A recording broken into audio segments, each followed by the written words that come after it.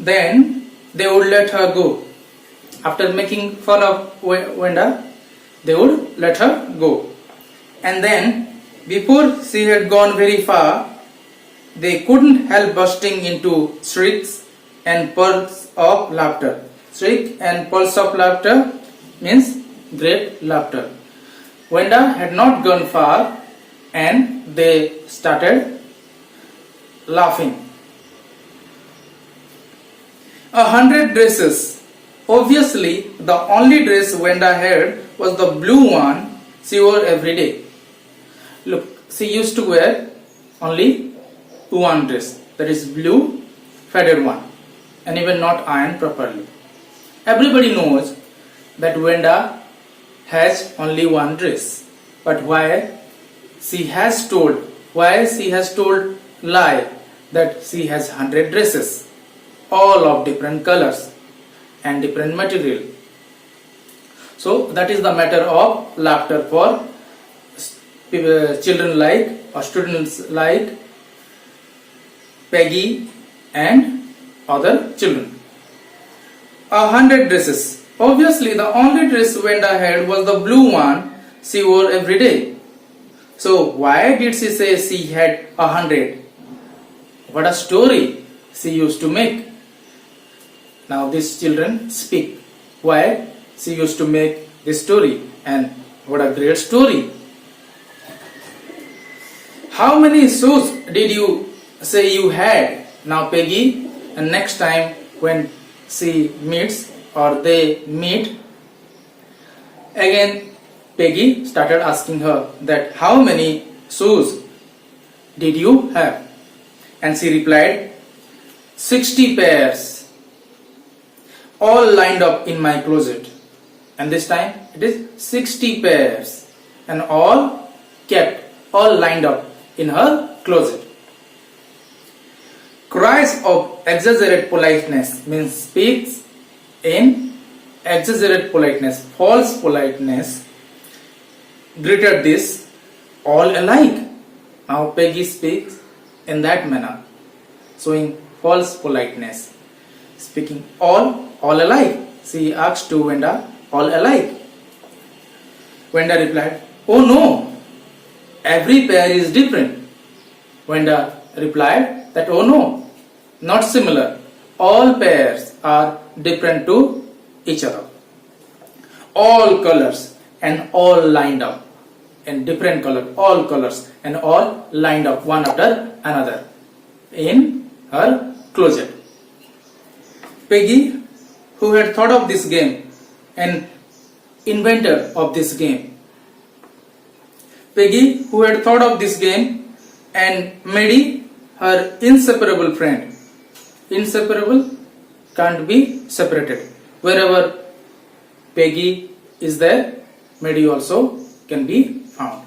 So these two are inseparable friends. So Peggy, who had thought of this game and Maddie, her inseparable friend, were always the last to leave the school or the place. Finally, Wenda would move up the street, her eyes dull and her mouth closed, hitching. Hitching means catching or shrugging the shoulder. So finally, Wenda would move up the street, her eyes dull and her mouth closed, hitching her left shoulder every now and then in the funny way she had. And in the funny way, she used to shrug her shoulder every now and then. While walking, she used to shrug her one of the shoulders. Finishing the work to school alone, and she leaves the school alone. Peggy was not really cruel. She was not a cruel girl, Peggy. Then why she is behaving in such manner with Wenda? That is the question. If she is not cruel. So Peggy was not really cruel. She protected small children from bullies. Even Peggy protected small children from bullies. Bullies from the older children or older students.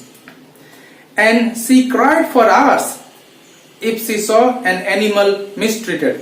If she found an animal mistreated, then she used to cry for long. Who? Peggy. That kind of emotional girl Peggy is. If anybody had said to her, "Don't you think that this is a cruel way to treat Wenda?" And the manner we are asking, in the same manner other used to ask Peggy. So, don't you think this is the cruel way to behave with Wenda? If somebody asks, she would have been very surprised, and when she heard that type of question, she behaved surprisingly and speaks cruel. Why did the girl say she had 100 dresses? Then I'm not cruel to Wenda, and this is not the cruel behavior. Why Wenda speaks lie that she has 100 dresses? Why did the girl say she had 100 dresses? Anybody could tell that. Anybody could tell that that was a lie. Anybody can easily tell that she is lying. She has one dress, that is blue faded one, that is not ironed properly. That is the one dress she used to wear and come to school. And if she speaks she has 100 dresses, then anybody can tell that she is lying. Why did she want to lie, and why she tells lie?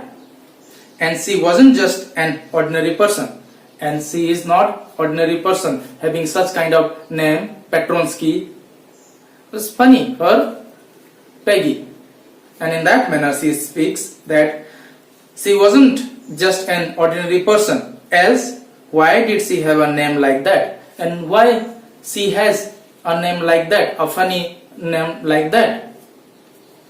Anyway, they never made her cry, but anyway, making fun of her, that never made them cry. So that is not cruel, but making fun, having fun, replied Peggy. As for Maddie, now what Maddie thoughts, thinks, what she thought about making fun of Wenda. So as for Maddie, this business of making Wenda every day, so asking Wenda every day how many dresses and how many hats and how many this and that, she was bothering her. So every day the fun game of asking Wenda how many dresses, how many hats, how many this, that, this game bothers Maggie. Maddie was poor herself. She was poor herself, and that is the reason that game bothers her, troubles her. She thinks bad. She feels bad. She feels bad. She usually wears somebody's hand-me-down clothes. Hand-me-down means handed by somebody. Someone used to wear and later on handed to somebody, and that dress, that hand-me-down dress, Maddie used to wear. So she usually wears somebody's hand-me-down clothes. Thank goodness she didn't live up on Boggins Heights, but Maddie thinks that thank God she is not living in Boggins Heights. If she would be living in Boggins Heights, then she would be also a matter of laughter, matter of fun. So she didn't live up on Boggins Heights or have a funny name, and thank God she hasn't any funny name. Sometimes when Peggy was asking Wenda those questions in that mocking, polite voice, Maddie felt embarrassed. When Peggy used to make fun of Wenda, that time Maddie felt embarrassed and studied the marbles. She started looking down and studied the marbles in the palm of her hands. and rolling them around and saying nothing herself. She didn't participate by telling anything to Wenda, but she looks down and busy herself counting the marbles on the ground. Not that she felt sorry for Wenda. It is not because she felt sorry for Wenda exactly. She would never have paid any attention to Wenda if Peggy had not invented the dresses game. If Peggy had not invented that game, that fun game with Wenda, she would not be the part of that kind of game, funny game or criticizing game. But suppose Peggy and all the others started in on her next, what would happen? If the other children, Peggy and the other children would start making fun of her, then what would happen? Because Maddie knows that she is poor girl, she also wear hand-me-down dress. If they would start making fun of her, then what would happen?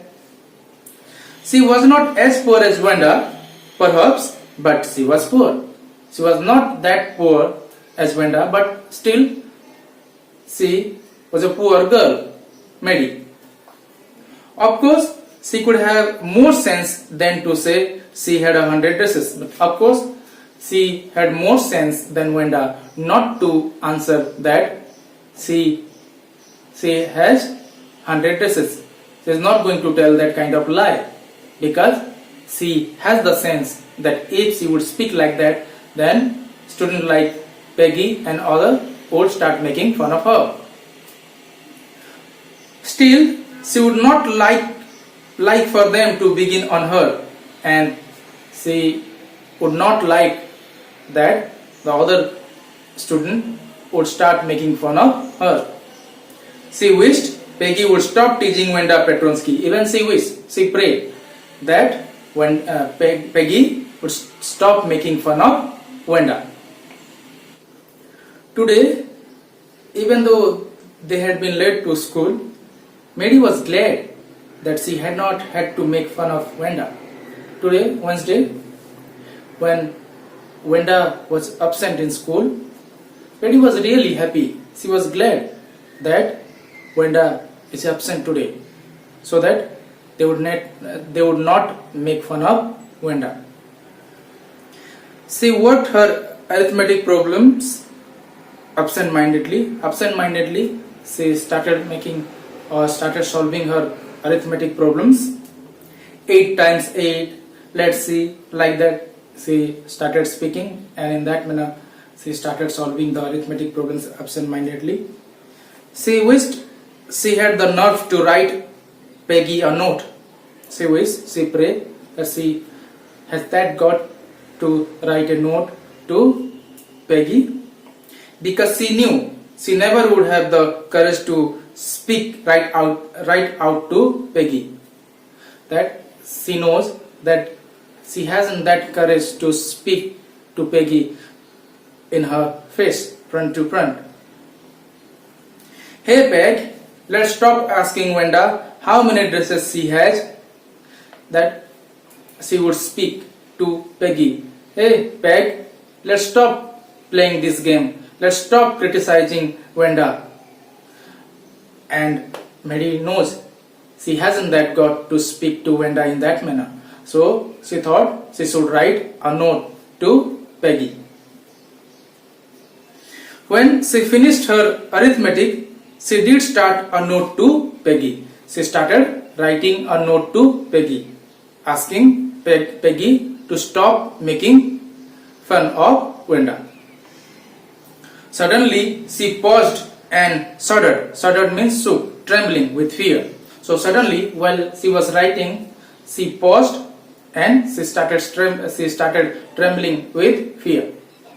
Suddenly, she paused and shuddered. She pictured herself, she imagined herself. She pictured herself in the schoolyard, a new target for Peggy and the other girls. Now she imagined that it is she in the schoolyard and this time it was not Wenda, it is Mary is the target for Peggy and other girl. Peggy might ask her where she got the dress that she had on, and Maggie would have to say it was one of Peggy's old ones that Mary's mother had tried to disguise means hide, disguise with new trimmings, ornaments. So now what Mary is picturing or imagining, that this time she is the victim, this time she is the target of Peggy and other girls to make fun of, and Peggy is asking her, so from where did she get that dress what she is wearing that particular time, and Mary replies that this is one of Peggy's old dress, hand-me-down dress, and Mary's mother hides it by putting other ornaments on the cloth, new trimmings, so no one in the room 13 would recognize it, so that nobody would recognize it that it is a hand-me-down dress of somebody.